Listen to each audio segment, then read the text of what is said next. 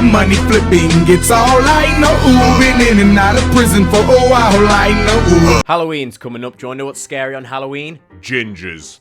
Not really, I just needed something to start the video with and I had nothing to say. The most horrifying Halloween deaths ever by a talking hat. What really makes something a horrifying Halloween death? We don't really celebrate Halloween in England. Someone comes to our house on Halloween, like, we generally hide in the kitchen. I'm not joking. We turn the lights off and we hide because we're just like, we don't really celebrate Halloween. Yeah, it's just is what it is. But yeah, sit back, enjoy, eat some spaghetti, eat a table, who knows? Let's watch this video. The Hershey's incident.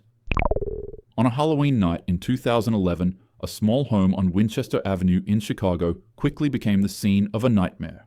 After trick-or-treating, a grown 55-year-old man fell into a fury with his partner after discovering that his bag of Hershey's candy was missing. He was convinced that the 49-year-old woman had taken it, and what started as a petty accusation quickly escalated into a heated argument. The shouting grew louder and tempers boiled over. In desperation, and perhaps in an Imagine being 55 years of age, losing your bag of sweets, and getting into a heated argument with your wife or partner over it.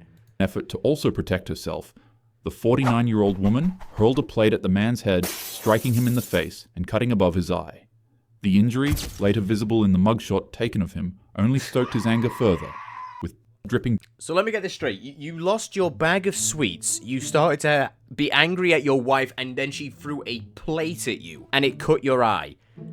Wow. Down his face, the man reached for a kitchen knife, and consumed by rage, he lashed out in a frenzy, striking the woman multiple times. Neighbors later recalled hearing chaos and screams echoing from inside the home. Unsure as to whether or not the noises were Halloween decorations, police were eventually dispatched to the area. When officers arrived, they found it really blows my mind that people can hear somebody literally being, like, attacked with a knife and is like, must be those crazy Halloween decorations. Yeah, that's just what people have. They just have Halloween decorations that sounds like someone's just being attacked. Found the woman gravely injured. She was rushed to Cook County Hospital, where she lingered in critical condition for nearly a week. Despite doctors' efforts, her injuries proved fatal, and she later passed on November 5th. The man was arrested soon after and booked on felony charges. What had begun as a trivial Halloween quarrel between two adults ended in one of the most... A man who became so enraged over a missing bag of Halloween candy that he plunged into a woman multiple times. According to the police, he was arrested in the Halloween night, and charges are expected to be upgraded after she passed away on Saturday night. Like, I can understand there's many reasons to maybe be annoyed at someone, but to actually end someone because, what, you lost your bag of sweets? Bro. Brutal of ways. Costume malfunction. On October 31st, at a thriving Halloween carnival, a 51-year-old man would step into the bustling streets dressed in a costume of burlap and straw, eager to join the thousands celebrating beneath pulsing lights and music. But in a sudden, tragic turn, the man's night of festivity shifted into pure trauma. The man joined the crowd in an energetic dance, and in the midst of the excitement, he wanted to take a break and light a cigarette. In his attempt, the flame from his lighter caught the edge of his costume's hood, and in an instant, his entire outfit ignited. Due to its material, the costume was extremely easy to burn, but difficult to put out and take off.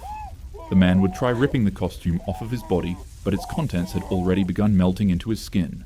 As for the crowd around him, they at first thought it was a prank or some sort of fire stunt woven in... What a hilarious prank. You know that prank you see and you experience when you're in a crowd? And someone lights himself on fire and dies. You know, it's just... What a crazy prank. Look at this joker over here. He's burning alive. To the Halloween event. It should be noted that most of them were heavily intoxicated, so their rationality and judgment skills were extremely impaired at the time. Hang on a minute, I've been drunk before, and I think if I was in a crowd of people and someone just spontaneously combusted, I wouldn't be like, whoa, what's going on here? I would be like, there's a guy on fire. There's a guy on fire. I'd probably maybe try and help, depending on where I was. But at the same time, how often does someone just randomly, spontaneously combust, and you think, wow, what a great prank. Look at this guy. He's dedicated to the craft. As the blaze spread violently, it swallowed him whole like a torch. His figure staggered into the mass of dancers engulfed in fire, with his arms flailing in a desperate panic. People continued cheering. Individuals were so impressed by the stunt. Man, he's on fire. There's a guy just burning alive, and you're just like, whoa, dude, this guy's on fire. That they had begun to record the screaming victim. Only when the man's screams got louder than the music at the carnival did a few sober witnesses realize what was going on. They rushed in to help and tried to rip off the burning pants and jacket that were now clinging to his skin. What? People took water bottles from their... So let me get this straight. A guy is on fire and you think, let me get my phone out and record this. Oh my god. backpacks and emptied it onto the blaze, while others in the crowd continued chanting, snapping pictures, and dancing to what they perceived as a stunt. When the flames finally calmed, he was barely recognizable. Despite being rushed to the hospital, the man ultimately passed away from his wounds. A detective investigating the burning of a man at a crowded Halloween carnival said the victim may have accidentally set his costume on fire while trying to light a cigarette. A video of the incident posted on YouTube shows a man engulfed in flames in the middle of a crowd of people dancing to electronic music at the carnival Thursday night in West Hollywood. As the man flails, some bystanders can be heard cheering. So there's just a guy on fire and people are just like, Woo! Yeah, dude. oh my god, what an awful way. What's this? Like, the man of Burns was dressed as a sniper and his costume was made of a burlap sack and straws. My god. The Hello Kitty A incident. 23-year-old Wait, this is viewer beware. Right, okay, so let's see what story this is going to be. mother in Hong Kong would continue navigating her life in an environment tainted by hardship. She was an orphan as a child, and as she grew up, she became addicted to abusing substances I had to censor a lot of things for this case, too graphic. She was kicked out of her orphanage and became homeless when she became a teen. Oh, that's awful. and other things. She worked at a nightclub in one of Hong Kong's red light districts, Tsim Sha Tsui, where a 34-year-old mob boss frequently visited her for services. The gangster was known to be extremely dangerous as he had a horrible temper and would often do cruel and unusual things to people who wronged him. One day, Give him some pineapple and ham pizza. Sounds like a terrible dude. after the two met with each other, the mobster would accidentally forget his wallet at the venue. Upon seeing that it contained 4,000 Hong Kong dollars, the woman would secretly steal it to help her own financial situation for herself and her son. The mob boss found out, and out of fear of what he'd do to her, she immediately returned the money back to him. However, he wasn't satisfied. He demanded that she pay an additional $10,000 back to him as an interest fee for her thievery. Obviously, she couldn't meet those requests. On a calm night, as the woman made her way into her apartment after her shift, she'd hear knocks at her door. It would be 3 members of the Triad gang and a young girl who claimed that they wanted to settle the dispute with a more reasonable fee. Also, side note, the young girl seen here is actually the mob boss's girlfriend. Remember how I said he's 34? Well, she's 20 years younger than that. Just, yeah. Anyway. I'm not being funny, but if you had annoyed a mob boss and then 4 people turned up to your house at night, I don't think any rational person would open the door to them. Like, seriously, like, if anyone came to my house, like, 4 people just turned up at my door in the dead of night, why would I answer the door? Why would anyone answer the door to that? As soon as the woman opened up the door, they ripped her out of her apartment and drove her to a rundown flat on Granville Road in Kowloon. It was there that her final horrific month of torture began. Her captors beat her with pipes, suspended her in the air with wires, burned her with wax and plastic, and rubbed peppery spices into her wounds. Each day... I don't really know what to say. That's horrendous. blurred into the next. It was a cycle of torment designed not only to punish her, but to strip away at her humanity.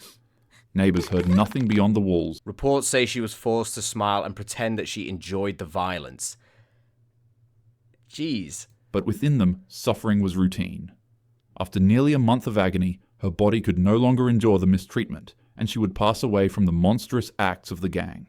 Upon realization, the mob boss had his men disposing of her remains in bags and pieces to clear themselves of any evidence. However, in a grotesque and cruel twist, the boss would have her skull boiled clean, polished and preserved, and then stitched into his girlfriend's Hello Kitty plush. Bro, this is this isn't a Halloween, like, end of life. This is, like, just straight up grim. This is, this is actually viewer beware. This is, I think I've heard of this case before, actually. Like, this is, oh my god. Actually, I don't really feel comfortable considering her his girlfriend. I mean, the man's quite literally old enough to be her father. But nonetheless, night after night, the young girl would be faced with the doll as she lived with the mob boss, and he kept it in the flat they were living in. She wouldn't be able to escape the sight of the toy, and as time went on, it began haunting her. She'd start seeing hallucinations and apparitions of the woman's ghost. The spirit would follow her every day, weeping dreadfully.